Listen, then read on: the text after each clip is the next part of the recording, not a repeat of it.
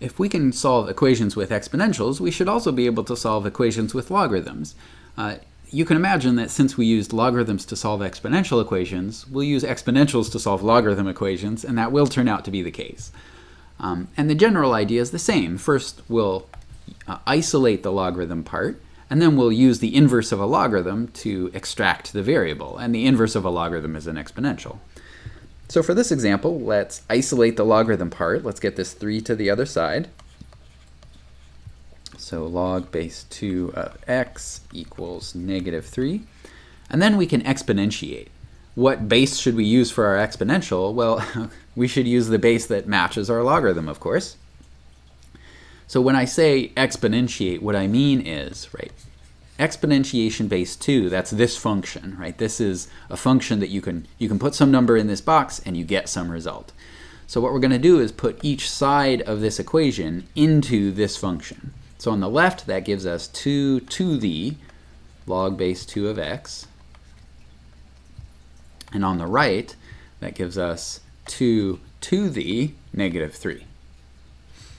Okay, now we need to see what these things give us. So on the left-hand side, this is a function composed with its inverse, right? Log base 2 is the inverse of this exponentiation base 2 function. So these two undo each other and we just get x.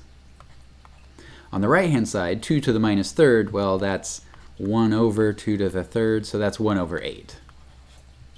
All right, with logarithm functions, we actually have one other thing to check, because the domain of logarithms are positive numbers. So it's possible that solving this equation would give us a negative value for x.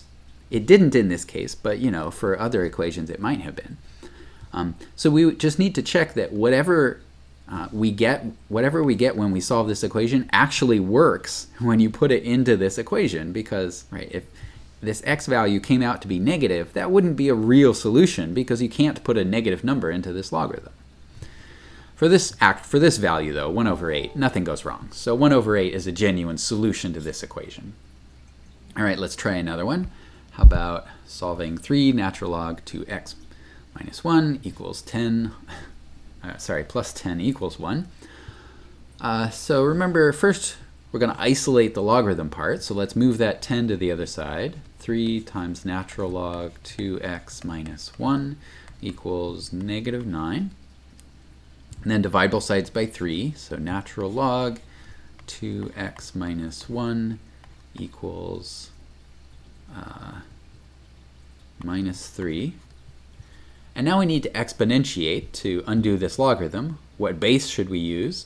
Well, how about base e, since natural log is log base e? So we get e to the natural log 2x minus 1 equals e to the -3. Now on the left-hand side, the exponentiation base e and the logarithm base e undo each other, so we get 2x minus 1. On the right-hand side, e to the -3. That's some small number, who knows what. Okay, now just finish solving for x. So let's add 1 to both sides, and then divide both sides by 2. So x is 1/2 1 plus e to the -3.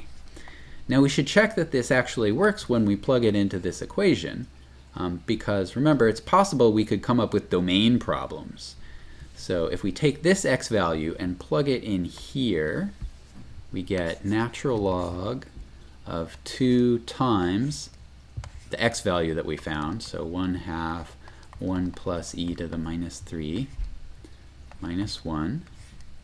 Okay, so this 2 cancels that 1/2, and then after those cancel, this 1 cancels that -1, so we're getting natural log of e to the -3, and this is okay. E to the -3 is positive, and so there's no problem here.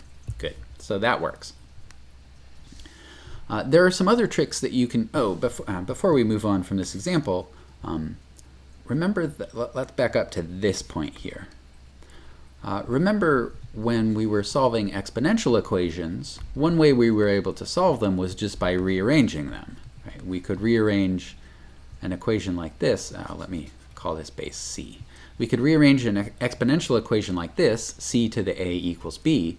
We could rearrange that into a logarithm equation, log base c of b equals a.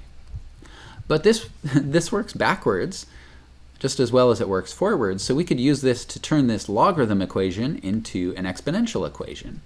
So the base for our logarithm becomes the base for our exponential. The old right-hand side becomes the new exponent, so this minus 3 is our exponent.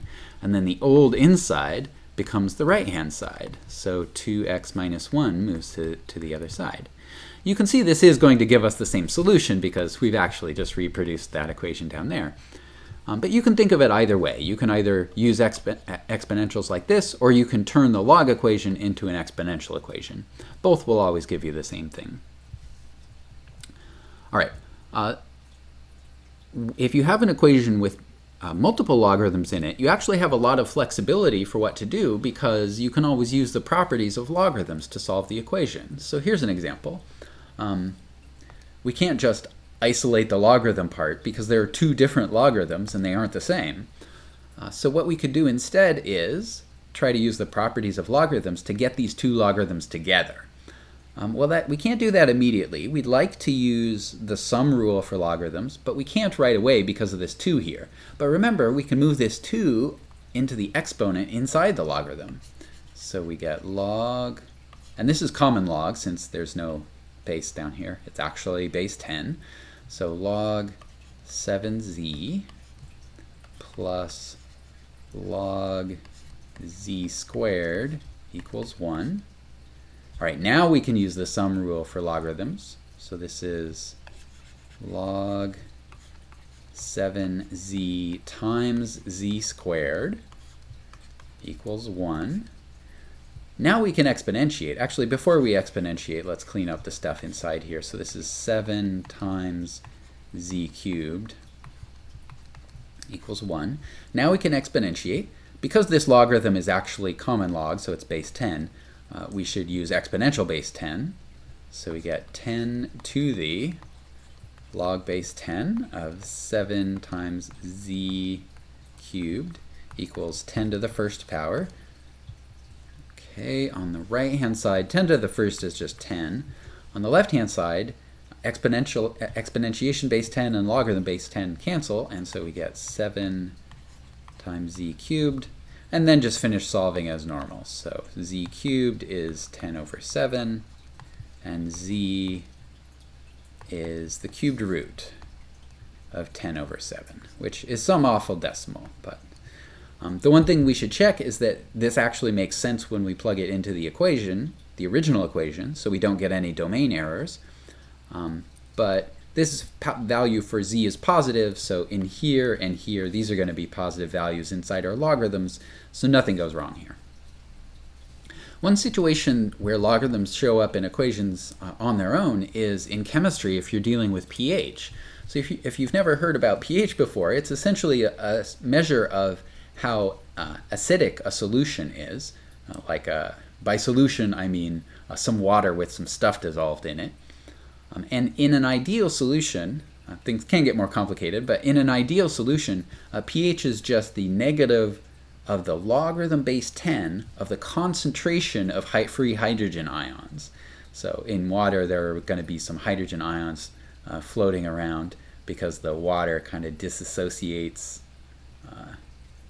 Water is H2O, and it turns out that the H2O partially decomposes into a hydrogen ion and one of these guys. So there are going to be some hydrogen ions in your water no matter what you do, but the more hydrogen ions there are, the more acidic a solution is, and that's what pH is measuring. Although high acidity is actually low pH, it kind of works backwards. High pH is low acidity, and it can be the acidity can be so low that it's actually non-acidic, in which case it's called basic. Anyway, it turns out a neutral solution has a pH of 7, so let's figure out what concentration of hydrogen ions actually produces a neutral solution. So what I'm asking is, what we're asking for here is what concentration of hydrogen ions, this is the symbol for concentration of hydrogen ions, what concentration of hydrogen ions gives pH equal to 7. All right, well, we just need to set this formula for pH equal to 7. So this is negative common log of the concentration of hydrogen ions. All right, so first let's isolate our logarithm part. So multiply both sides by -1. We get negative 7 is equal to common log of concentration of hydrogen ions. Now exponentiate. Remember, common logarithm is really log base 10. So 10 to the minus 7 equals 10 to the common log of concentration of hydrogen ions. On the right-hand side, the exponential and the logarithm undo each other, and we just get the concentration of hydrogen ions. And on the left-hand side, 10 to the minus 7th. So you can see that, the units for this concentration turn out to be something in moles per liter, which I won't describe what that means, but if you've worked with chemistry before, you may have heard of this kind of concentration. And of course, 10 to the minus 7th is a very, very small concentration. So it turns out that, if you have a liter of water, the number of hydrogen ions it takes to make that solution acidic is actually pretty small as just an absolute number, as a concentration.